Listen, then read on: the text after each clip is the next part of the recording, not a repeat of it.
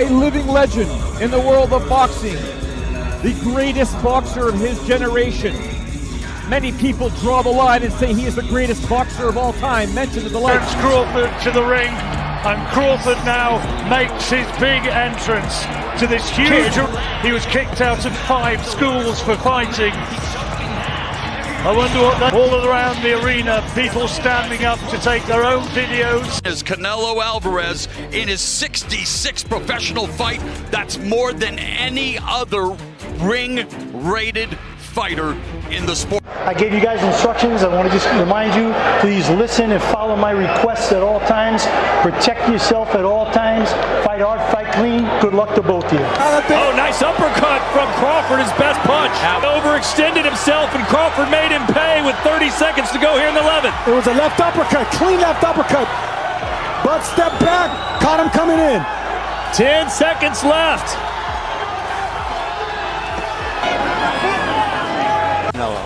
But Canelo now knows what the 41 of the wins for Canelo, 26.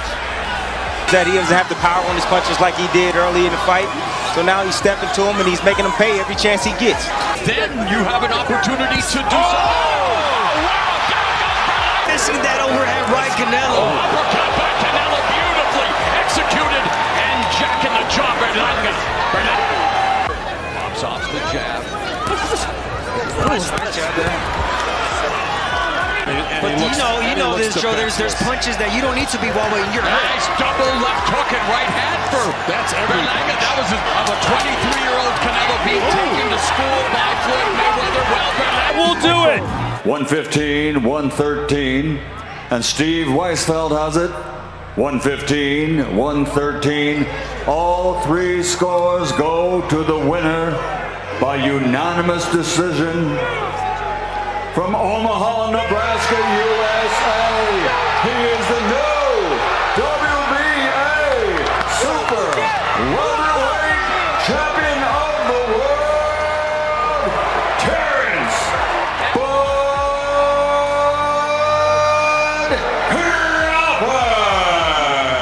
History is made. An exclusive mega showdown between boxing legends Saul Canelo Alvarez and Terence Bud Crawford is shaking the entire combat sports world. What once seemed like a dream matchup is now on the verge of becoming a blockbuster pay-per-view reality. Whispers of secret negotiations, leaked contracts, and backroom drama are everywhere. The rumored date? September 13th at Allegiant Stadium in Las Vegas. But here's the kicker, nothing is officially confirmed. Not yet. If both superstars sign on the dotted line, this fight could rival the legendary Mayweather vs. Pacquiao clash. But beneath the hype lies a dangerous gamble.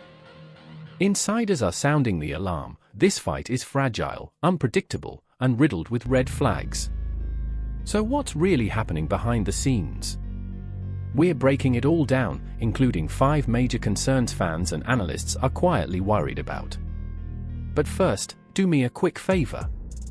Hit that like button and subscribe. Over 98% of you watch without subscribing, and it seriously helps keep this content alive. Done? Awesome. Let's dive in.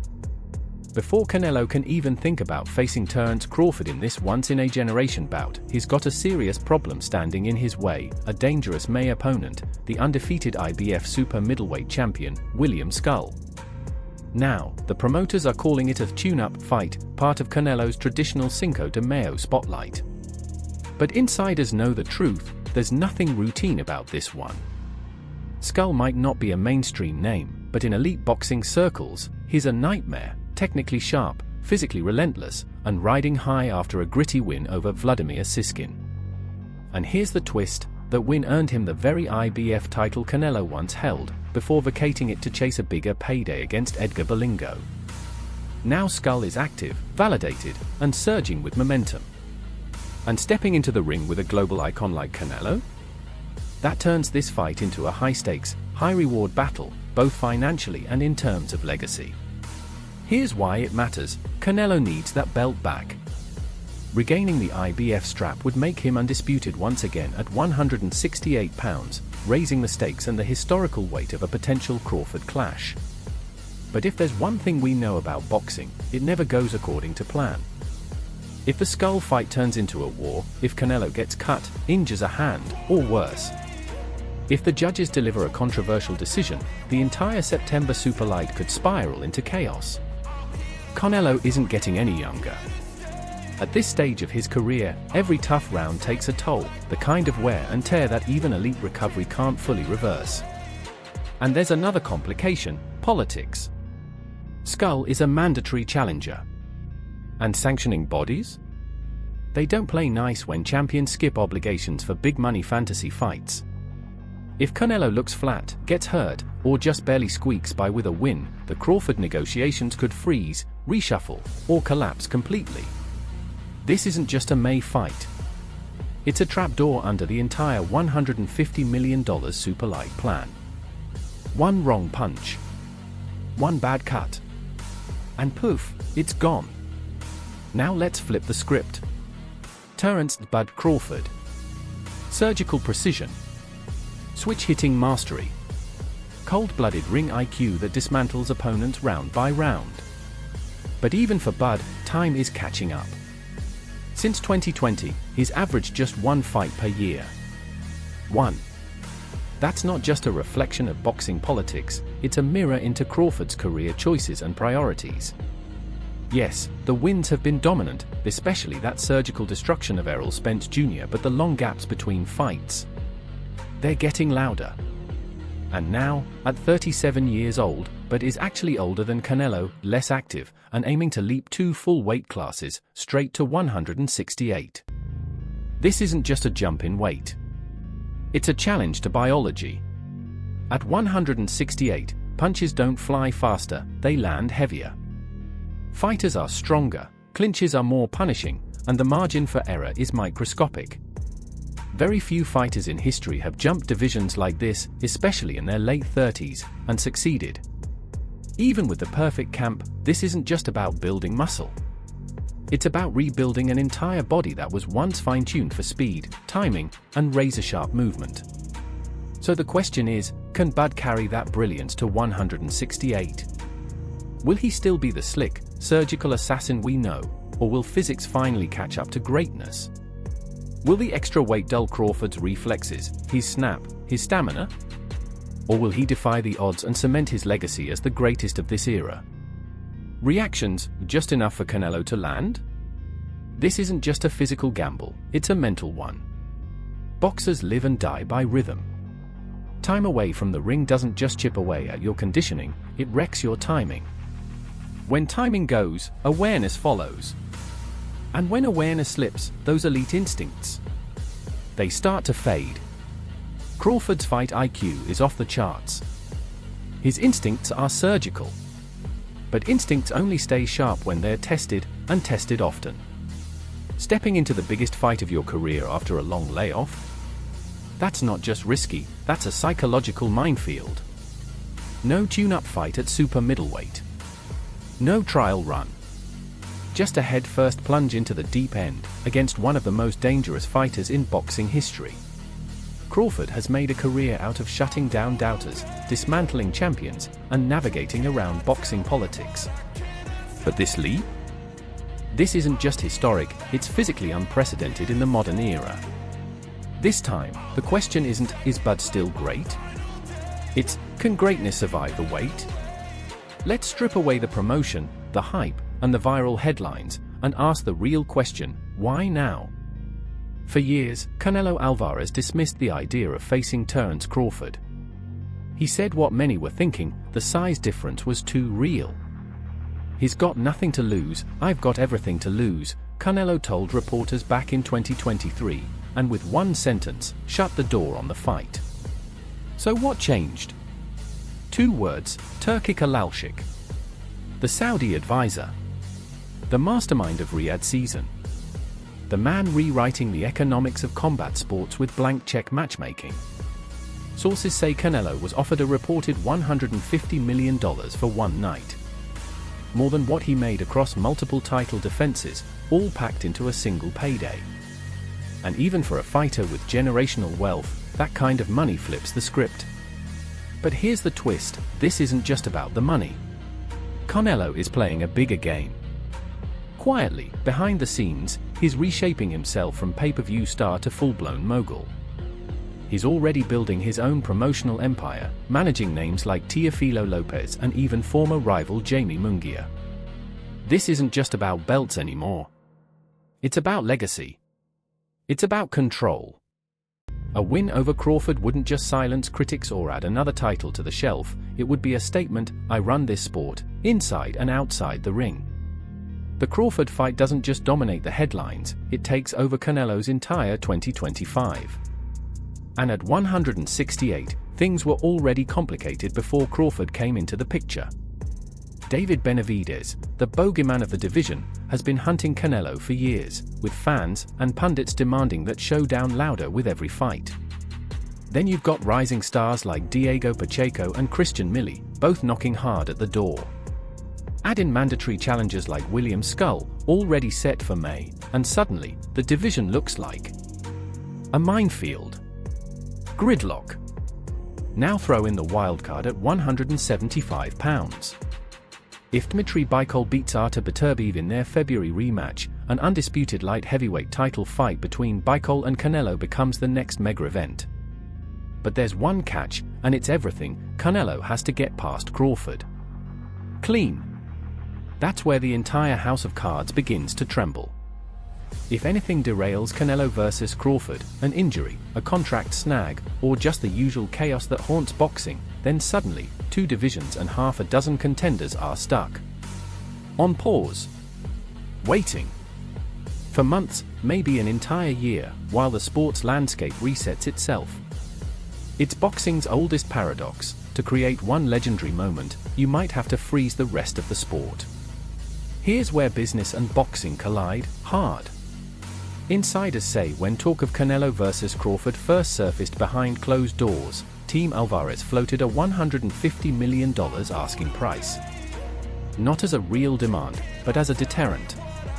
It wasn't supposed to happen. It was a financial firewall. A polite way of saying, this fight is off the table. After all, that number, more than what Canelo made against Golovkin, Plant, or even Bivol, looked like a bluff. A strategic escape hatch. A way to avoid the risk of facing a smaller, faster opponent who might make Canelo look vulnerable, even in victory. Then came Turki Kalalshik, the architect of Saudi Arabia's combat sports revolution. Armed with sovereign wealth and a hunger for spectacle. He didn't blink. Didn't negotiate. Didn't counter. He just matched the number. Instantly. In a flash, fantasy turned to reality. A bluff became a billion-dollar bout. And the fight that was never meant to happen became inevitable, powered by oil money and legacy-level stakes. So what is this, really? Is it legacy manipulation disguised as matchmaking, a high-risk fight made only when the risk became risk-proof? Or is it next-level chess, where the sport's biggest payday now moves every piece on the board? Either way, one thing is clear: Canelo is playing for more than titles. He's playing for power. And Terence Crawford? He's not just fighting up in weight, he's climbing a mountain. This isn't just boxing. This is empire versus insurgency. Strategy versus science. Risk versus reward. And on September 13th, if nothing collapses, the fight the world never thought possible will decide it all. Because the truth is, Canelo versus Crawford doesn't just define 2025, it swallows it whole. And at 168 pounds, the division was already in chaos before Bud even entered the picture. David Benavidez, arguably the most avoided man in the weight class, has been stalking Canelo for years. David Benavidez has been campaigning for a shot at Canelo for years. Now, the pressure is coming from all angles. Rising killers like Diego Pacheco and Christian Millie are knocking harder with every performance. Mandatory challengers like William Skull, already penciled in for May, are lined up behind them. And that's just at 168. If Dmitry Bivol beats Artur Beterbiev in their light heavyweight rematch, it opens the door to a once-in-a-generation undisputed title fight at 175, Canelo versus Bivol 2, with everything on the line. But all of it, every plan, every division, every storyline, depends on one thing: Canelo surviving Crawford. Unscathed. That's the powder keg. If anything derails this super fight, a cut, a contract dispute, a controversial scorecard, boxing's top two divisions hit pause. Champions, mandatories, rising stars, all forced to wait. For months. Maybe longer. Because in boxing's eternal paradox, to create one legendary moment, you have to stall the rest of the sport. Here's where business collides with strategy in its rawest form. When whispers of Canelo versus Crawford first echoed behind closed doors, insiders say Team Alvarez floated a $150 million price tag, not to negotiate, but to shut it down. A financial firewall. A coded message, this fight isn't happening. Why? Because taking on a smaller, faster fighter like Crawford, one who could make Canelo look bad, even in victory, didn't make sense. Not financially. Not politically. Not for legacy. It was the perfect bluff. Until it wasn't. Enter Turkic Alalshik, the Saudi visionary behind boxing's oil-powered rebirth. Armed with unlimited capital and an appetite for spectacle, Alalshik didn't blink. No negotiations. No haggling. Just a yes. Instantly. The bluff got called. The price got paid. And suddenly, the fight that was never supposed to happen became inevitable. What was once fantasy became boxing's biggest event since Mayweather vs. Pacquiao. So what's really happening here? Is this legacy manipulation, disguised as matchmaking? A calculated move by Canelo to take a damned-if-you-do fight only after it became risk-proof? Or is it chess at its highest level, a master move where boxing's biggest payday resets the board, the rules, and who gets to play? Either way, the message is clear: Canelo is no longer just playing the game. He's starting to own the board. Canelo versus Crawford isn't just a superlight, it's the blueprint for boxing's future. This is what getting paid like its peak Mayweather season looks like. Saudi money didn't just fund a fight, it rewrote the matchmaking rulebook. But with anticipation comes anxiety, especially from those who've lived inside the ring. Take Timothy Bradley, former world champ turned analyst. His warning was blunt: Crawford's not going to back down, and that's what scares me. Bradley knows what Bud's made of: surgical precision and violent pride. But Canelo? Canelo lives at super middleweight. He throws bricks wrapped in leather. He knows how to trap you, how to cut off the ring, and how to make the canvas shrink. If Crawford stands and trades, even for a second, it could be over. One misstep. One slip in judgment. One clean shot. Lights out. One moment of ego. 1 second of mistimed confidence. And this fight could be over before Bud even finds his rhythm. So the real question becomes, can Crawford stay disciplined, or does he get dragged into a shootout with the bull? Even legends can't agree, and when that happens, you know it's real. Mike Tyson: Canelo's too strong. Size matters. Shakur Stevenson: Bud is too smart. He figures him out late. Teddy Atlas: it might look like Brook versus Golovkin. Andre Ward: Crawford's ring IQ gives Canelo nightmares. Roy Jones Jr.: Canelo's pressure eventually breaks him. You don't see this kind of split across eras and weight classes unless the fight is special. But here's the hard truth: we're still 7 months out. And boxing has a long, cruel memory.